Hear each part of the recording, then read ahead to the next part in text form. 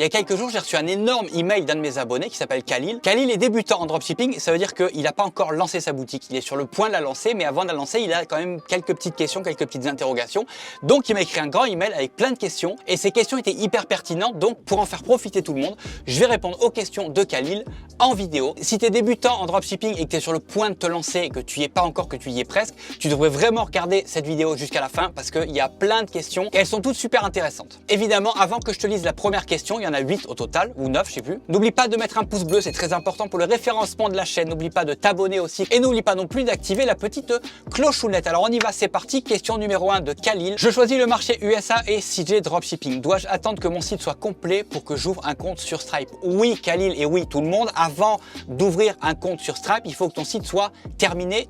Pourquoi? Parce que Stripe vont vérifier les sites pour donner leur approbation et si le site tout simplement est pas terminé, il y a 99% de chances pour qu'ils t'envoient chier et qu'ils te disent non, désolé, on ne travaille pas avec vous et on ne travaillera pas avec vous.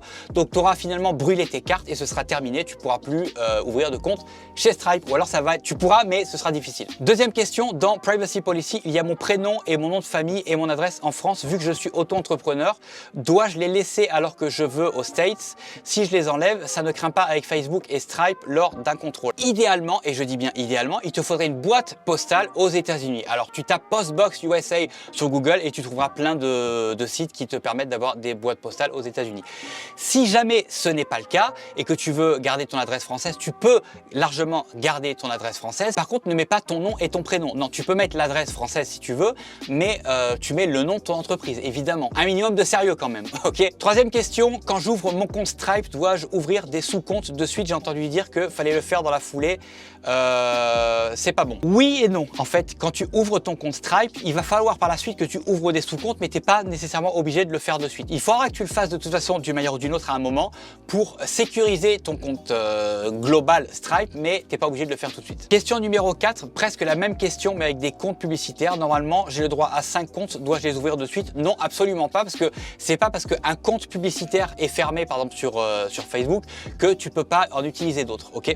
Donc, tu n'es pas obligé. Tu peux le faire tout de suite, en ouvrir un deuxième par exemple en sécurité, mais tu n'es pas nécessairement obligé de le faire de suite. De toute façon, et j'ai sorti une vidéo la semaine dernière à ce sujet-là, si tu fais du dropshipping convenablement, correctement et de manière honnête avec de bons produits, toutes les peurs que tu as là aujourd'hui, ben, ça sert à rien de les avoir parce que tu n'auras pas de conséquences, ok? Question numéro 5, j'ai un compte perso PayPal depuis des années, je le transforme en business ou je crée un autre indépendant. L'important, c'est que l'adresse de ton compte PayPal ne soit pas, par exemple fabien.baudouin@yahoo.fr par exemple. Parce que ça, c'est l'adresse que tes clients vont voir quand ils vont être sur le point de payer avec PayPal et ça marche pas, c'est pas du tout professionnel.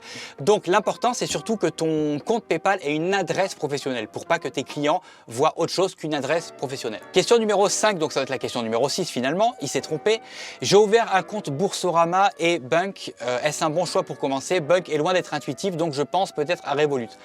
Moi, j'utilise Revolut et j'ai déjà fait une vidéo là-dessus et j'utilise également TransferWise. TransferWise surtout pour les gros transferts de plus de genre de 10 000 euros parce que Revolut, ils peuvent être un peu casse-couilles sur les gros transferts comme ça. Donc, j'utilise Revolut entre guillemets personnellement déjà et dans mon business, dans la vie de tous les jours et TransferWise pour tout ce qui est gros transferts. Concernant les banques, je vais être très honnête avec toi et avec tout le monde qui me regardait, on s'en bat les couilles parce que toutes les banques se valent plus ou moins, que ce soit Boursorama, Revolut, ING, Conto, elles sont toutes plus ou moins pareilles. Au début, c'est une question vraiment que tu devrais pas te poser parce que toutes les banques sont plus ou moins pareilles. Elles sont toutes aussi mauvaises les unes que les autres. Question numéro 5 bis. Ça, c'était dans un deuxième email, donc il s'est un peu perdu, mais bref. Question numéro 5 bis. Tu as dit que l'important, c'est que l'adresse de ton compte soit une adresse professionnelle car elle est celle que les clients vont voir, etc. C'est tout ce que je viens de te dire. Moi, j'ai mon Gmail, prénom et nom de famille, Carlotto, voilà, blablabla. Et donc, tu lis en même temps que moi. Hein.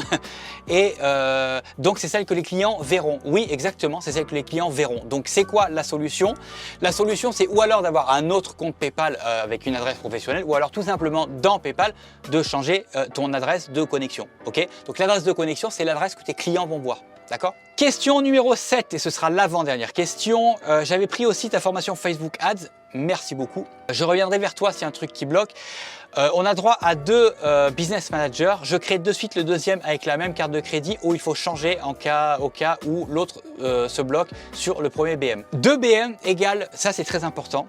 Facebook sont des gros relous, donc 2 BM égale idéalement 2 identités, 2 cartes bancaires, 2 comptes non liés les uns les autres. Parce que si tu as à la même identité un compte Business Manager qui est bloqué, le deuxième, il va ou alors être noirci par le premier, ou alors tout simplement ils vont te le bloquer. Pour éviter de se retrouver dans une situation merdique comme ça, le mieux c'est d'avoir 2 comptes Business Manager qui sont non liés. C'est-à-dire que l'identité doit être différente, la carte doit être différente, l'adresse doit être différente, tout doit être différent. Sur le deuxième, on ne doit pas être capable de pouvoir retracer le premier. C'est ça le plus important. Tu n'es pas obligé de le créer tout de suite, ton deuxième compte Business Manager. Tu pourras le créer plus tard avec l'adresse de ta femme ou peu importe. Mais à un moment donné, ton compte Business Manager, s'il est bloqué et que tu veux te servir d'un autre compte Business Manager, il faut absolument qu'il soit non lié au premier. Et ça, c'est exactement la même chose avec PayPal. Si jamais tu te fais bloquer un compte PayPal, que tu te fais bloquer un compte Stripe aussi, c'est pareil. Il faut que ce soit non lié avec le premier. Et enfin, la dernière question, la question numéro 8 pour les voyageurs. Quand je partirai à Toulon, passer quelques jours et à Casablanca voir mes parents, dois-je utiliser un VPN histoire d'avoir une adresse IP en France, où il paraît que ça sème le doute auprès de Facebook? Alors le VPN, c'est pas forcément une obligation en tant que telle, mais j'aurais tendance à te conseiller d'en utiliser un, tout simplement parce que Facebook, comme je te le disais tout à l'heure, c'est des gros relous et tout est prétexte pour eux à bloquer un compte. Donc le mieux, ce serait, enfin moi c'est comme ça que je vois les choses et c'est comme ça que je fais quand je me déplace, j'utilise un VPN comme ça. Pas d'embrouille. Ça ne veut pas dire que si tu en utilises un, tu risques pas de problème, et ça ne veut pas non plus dire que si tu en utilises pas, tu risques des problèmes. C'est ça un peu la magie de Facebook, c'est que tu sais jamais vraiment sur quel pied danser. Donc moi j'en utilise, mais tu n'es pas nécessairement obligé, il n'y a pas de réponse exacte à cette question. Voilà, j'espère que les réponses à ces questions ont été utiles à tout le monde. Si tu as des questions, pose-les-moi dans les commentaires, je pourrais en faire des vidéos. Donc lâchez-vous les amis sur les questions dans les commentaires. Je pourrais faire littéralement des vidéos sur tout et n'importe quoi. À partir du moment où la question, je la trouve intéressante et qu'on peut en faire profiter la communauté, genre, c'est avec grand plaisir que j'en ferai des vidéos. Avant de partir, n'oublie pas, abonne-toi, pouce bleu, la petite clochonnette. Puis en attendant, moi je te laisse, on se voit la semaine prochaine dans une prochaine vidéo. Tchuss!